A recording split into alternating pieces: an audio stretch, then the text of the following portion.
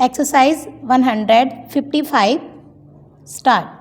From time to time, we have discussed the question of the influence of the press, and you cannot deny that on all occasions I have been able to make out a fairly strong case for the jurisdiction of the statement that journalists on the whole work for the cause of progress, and if you should not be willing to allow this, they would be unduly condemned for that for which they were not altogether responsible.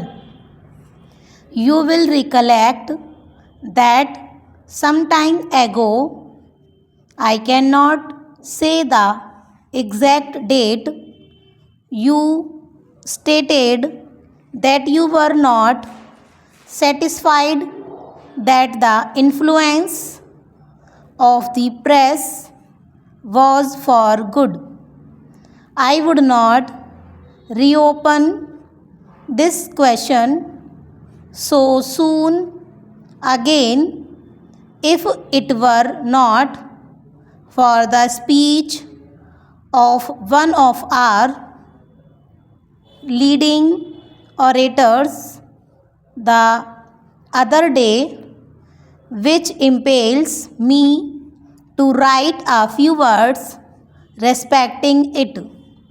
He was the principal guest at the annual dinner of the local press club, and I have carefully perused more than one report of the speech in the several newspapers in which it has appeared. He said he was getting on in life and for some time past had withdrawn from public life and hoped that he had done with public speaking. The great terror of every public speaker in his time was the reporter, but to some extent, and to what extent is apparent from a study of newspapers. Pressmen had ceased to report the speeches to which it was understood the whole community were looking forward with breathless interest. Exercise 156.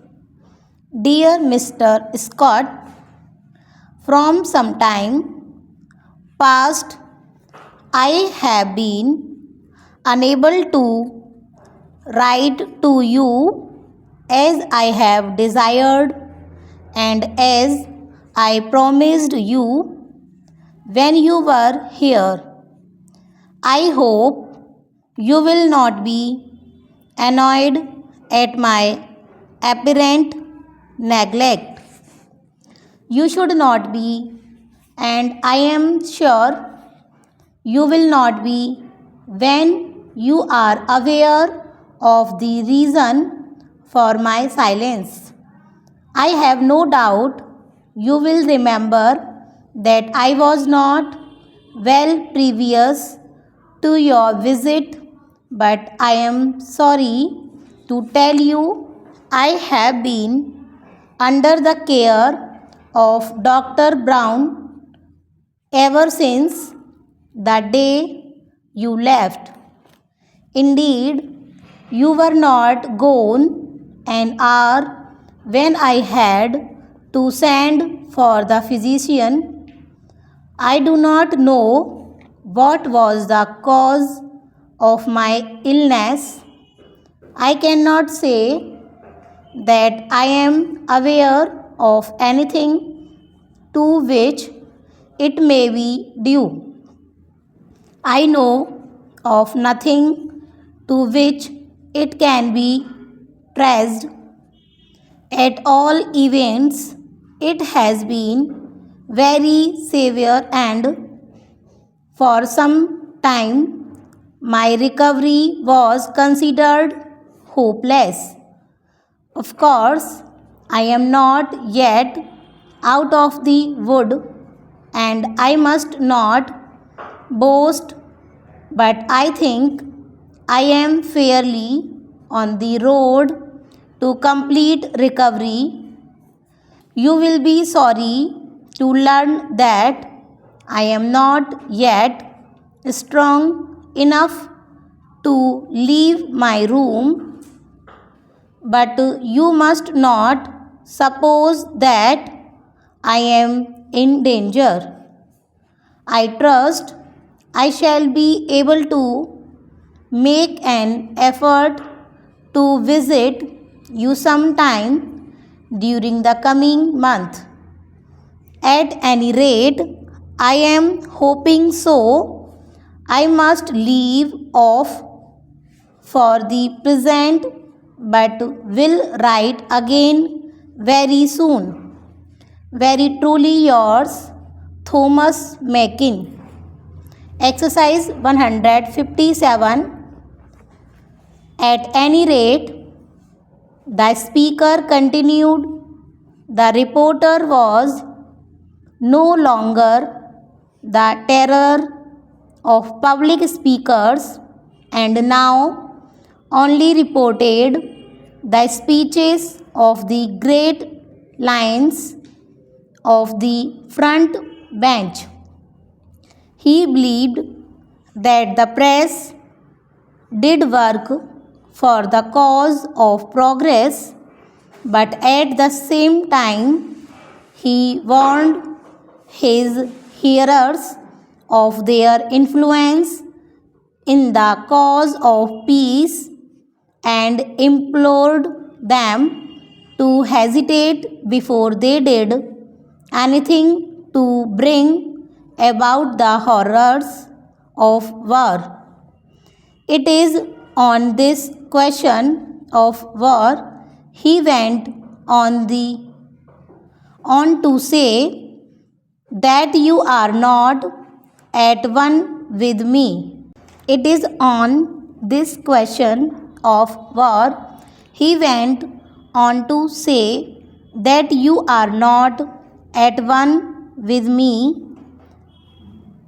You must not be vexed if I venture to repeat that I cannot see why you should condemned at all times and under all circumstances the influence of the press in this matter, as if it were the duty of the journalist in so many words to denounce all wars and cry for peace on every occasion.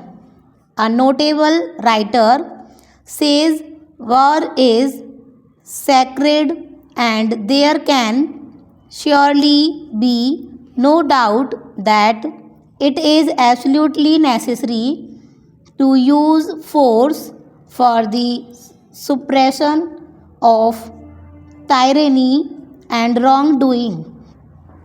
I may not be able to see you for a long time to come, so I hope you will not fail to write me on this subject. Doubtless you will be able to find some objections to my statements. Still, I am able to think that you will modify your views in the early future. If it be not, too much trouble to you, will you kindly post to me the copies of the pamphlets I lent you some time ago, and although you may not have read all of them, perhaps you will give me your opinion on those who have perused. We should exhibit charity in our words at all times, and in this spirit, I trust we shall always express our thoughts when writing to each other on controversial topics. Exercise 158. Start. Dear Mr. Scott, since I wrote you last, I have heard that you were injured slightly in a railway accident. Is this true? I trust not. If it is, you are not likely to be improved by my letter. If it is not, you will pardon my mentioning the report. In any case, you might send me word, and if you can spare the time, perhaps you will come over on Monday. If you cannot arrange this, please inform me from time to time how you are getting on with the new business to which it appears you are devoting yourself. If it be as successful as you were inclined to think, you will be very fortunate, and if it be not quite so profitable as you hoped, it will still have proved an interesting experiment. At all events, it was well worth a trial. At the same time, you should not work too hard. If you do, you must not be surprised to find your health giving way. I have no doubt of the ultimate success of your patent, and if it were necessary, could arrange to invest a considerable amount in the business.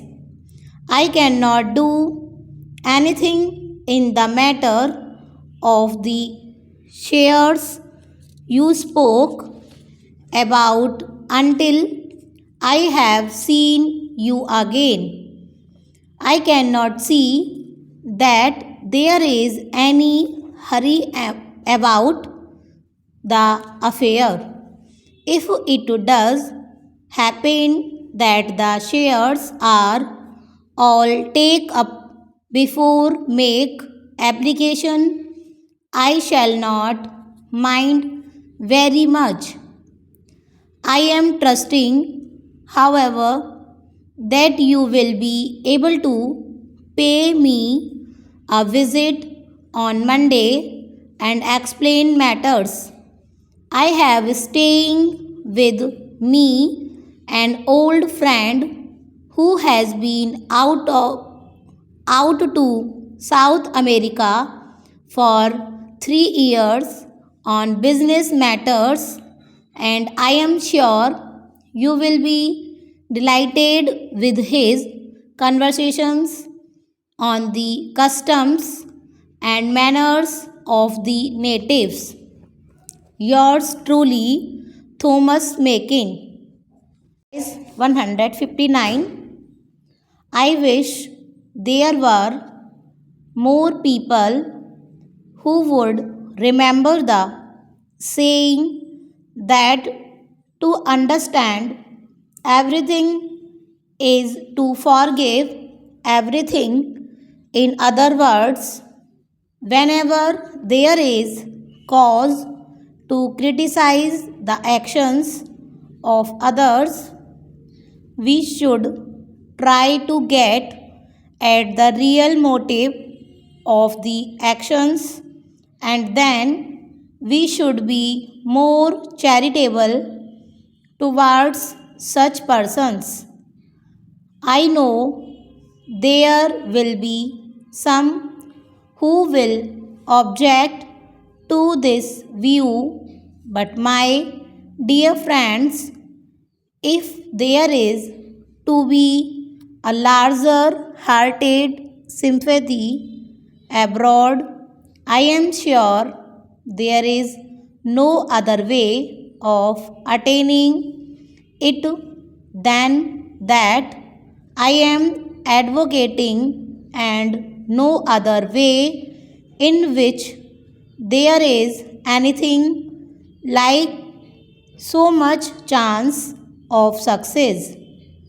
How can there be true brotherly feeling in our hearts if we condemned others before there is an opportunity of understanding their motives, and if we pass upon their actions a hasty judgment in order that there may be an advance in this matter?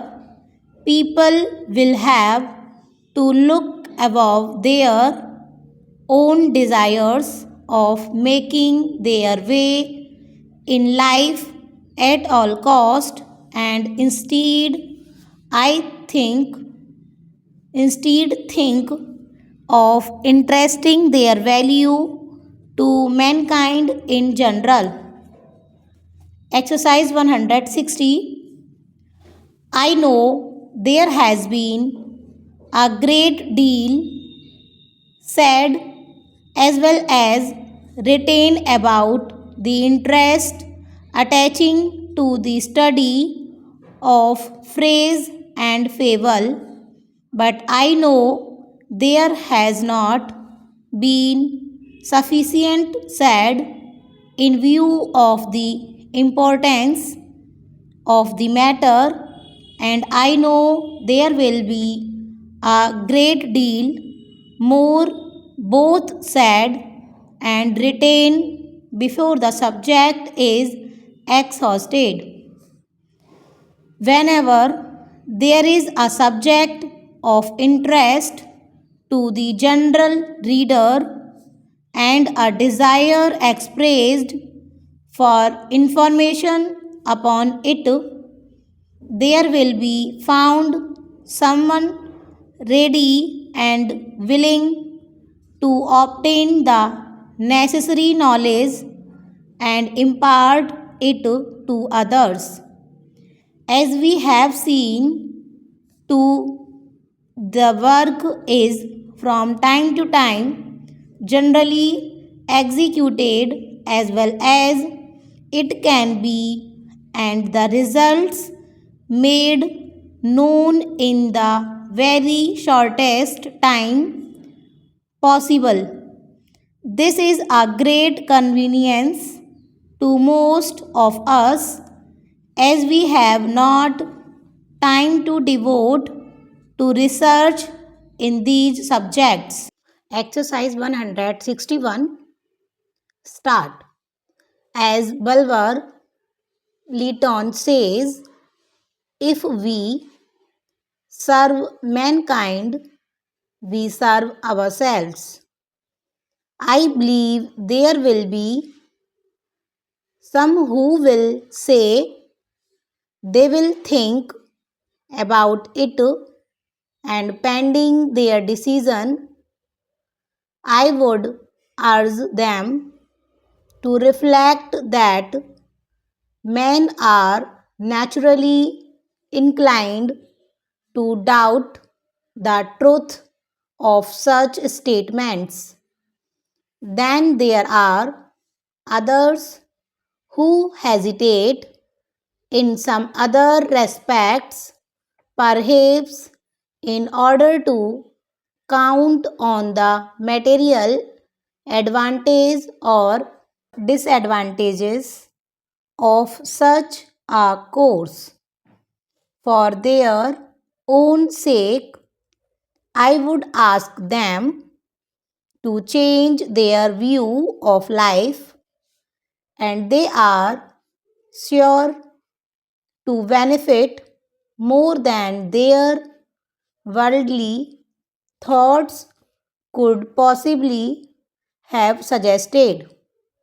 The wise men of the past have assured us that, in their opinion, in the best course of life is that which suppresses the selfishness inherent in man, and I think there will be many who, from their experience, will support them in their statement.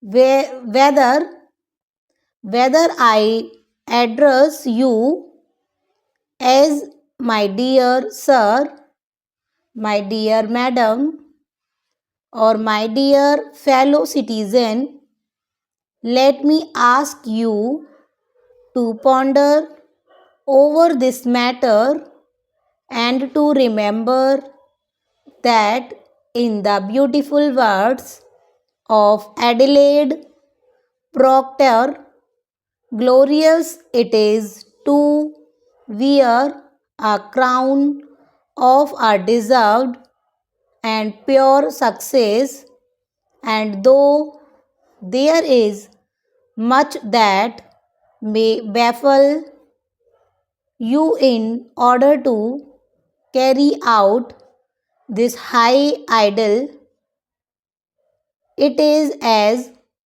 true today as ever it was that without sympathy nothing is understood. Stop. Exercise 162. I think there is room.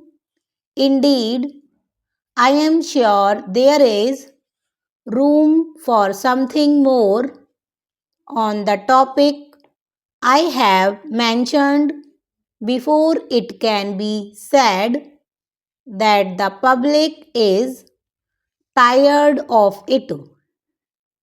There are some people, however, who know very little of the origin and meaning of many peculiar expressions of frequent occurrence. For their sake, for their satisfaction and pleasure, as well as for the educational advantage it would be to them, I wish there were some means of bringing before their notice some of the books already published on this subject. Exercise 163.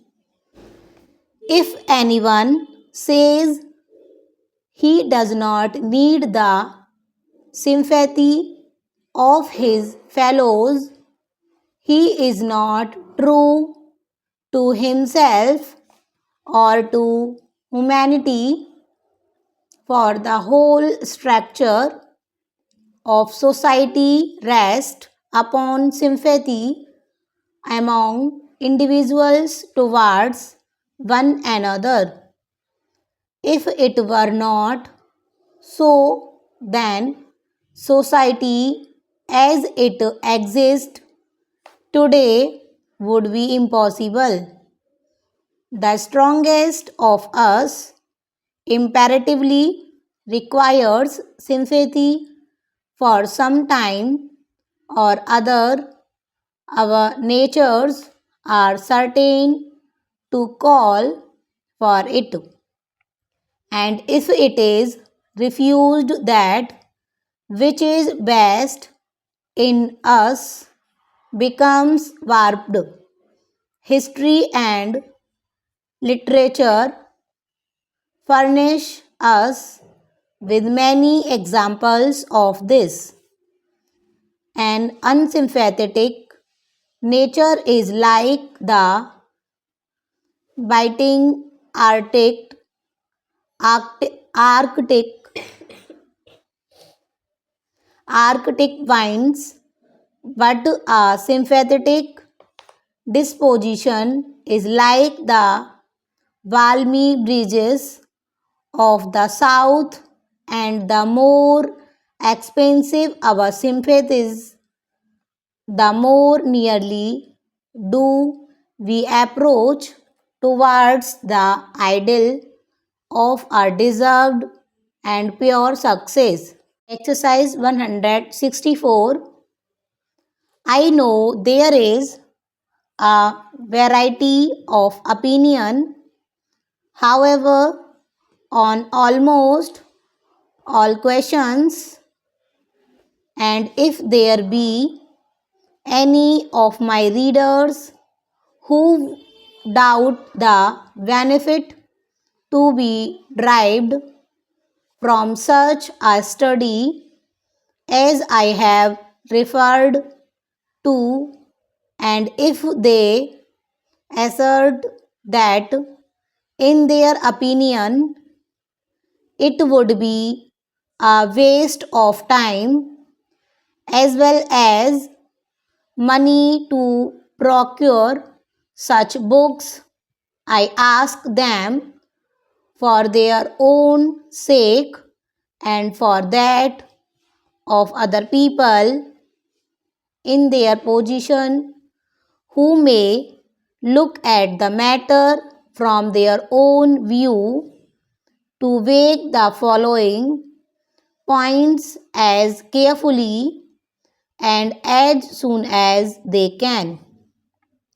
How often do we come across such phrases as toad eater, salted accounts, etc., and though their meaning from their position in the sentence may be pretty clear, should we not have some difficulty in saying how they came to have their present signification? Have we not all occasionally read some phrase or heard some allusion which we did not understand, and have we not sometimes lost the beauty of a passage through our want of knowledge? I think there will be few who will dissent from this. Stop.